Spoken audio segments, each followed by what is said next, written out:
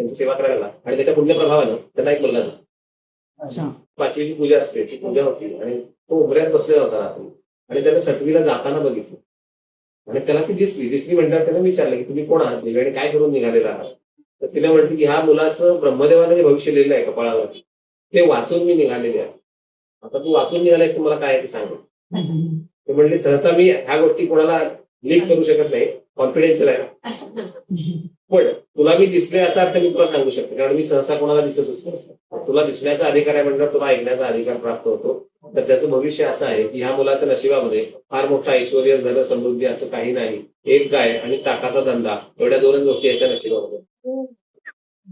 हा प्रसंग झाला आणि 2-3 वर्षामध्ये त्याला पुन्हा दुसरी संतती झाली आणि मुलगी झाली. परत 5व्या दिवशी हा तिथं बसलेला आहे उमऱ्यामध्ये आणि सटवाई निघालेली आहे बाहेर.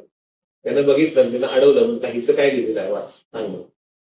तिने सांगितलं की दुर्दैवाने हिच्या नशिबात असं लिहिलेलं आहे की ही स्त्री कुटुंब सौख्य नाही, ही शरीर विक्रय करून आपला उदरनिर्वाह करू. वाईट आहे ना, दोन्ही भविष्य वाईट आहे. फार मोठं चांगलं काही नाही, त्याला दुःख झालं. तो म्हणला हरकत नाही, आता आई वडील आहेतच त्यांची, आता आपण जायला पाहिजे, आपण निघून जाऊ. म्हणून तो निघून गेला. कालांतराला आई वडील निवर्तले कारण वय त्यांचं मोठं होतं, त्यामुळे निघून गेले. आणि मग हे दोघं होते. त्यातली जी मुलगी होती ती मुलगी एक दिवस विहिरीवर पाणी भरायला गेलेली असताना तिथे एक कलावंतीण आली, पाणी पिण्यासाठी थांबली. तिला बघितलं, रूपानं खूप सुंदर आहे म्हणते, तिला आपल्या बरोबर धंद्याला लावू म्हणून तिला घेऊन गेली आणि ती तिच्याबरोबर त्या धंद्याला लागली. म्हणजे ते सटवाईचं भविष्य जे आहे ते कसं खरं झालं ते झालं. हा खूप बेचैन झाला. त्यानं तिला शोधायचा प्रयत्न केला, पण सापडत नाही म्हटल्यानंतर तो शेवटी लोकांच्या संगनमतानं तो स्वतःच्या धंद्याला लागला. त्यावेळेला लोकांनी त्याला, आता आई वडील नाही आणि बहीण पण नाही, कोणच नाही घरामध्ये, चरितार्थाचं साधन नाही, सगळ्यांनी मिळून एक गाय दिली त्याला घेऊन आणि आता तू या गायीच्या दुधावरती जीवनाचा परिपोष कर म्हणून सांगितलं. आणि मग तो हे जीवन उदरभरण सुरू केलं त्यानं त्याच्यावरती.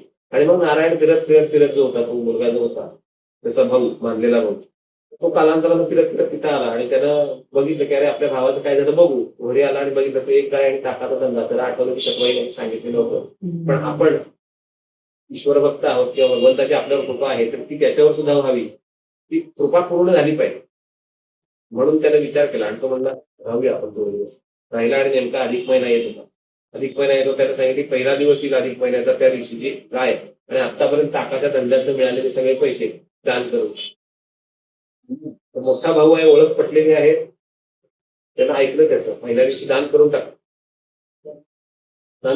नारद मुनी सगळीकडे फिरत असतात. ते फिरता फिरता तिथं आले, त्यांनी बघितलं अरे ह्या माणसाचं कपाळावर असं लिहिलेलं आहे आणि ह्याच्याकडे गाय नाही आहे, आता काय करावं.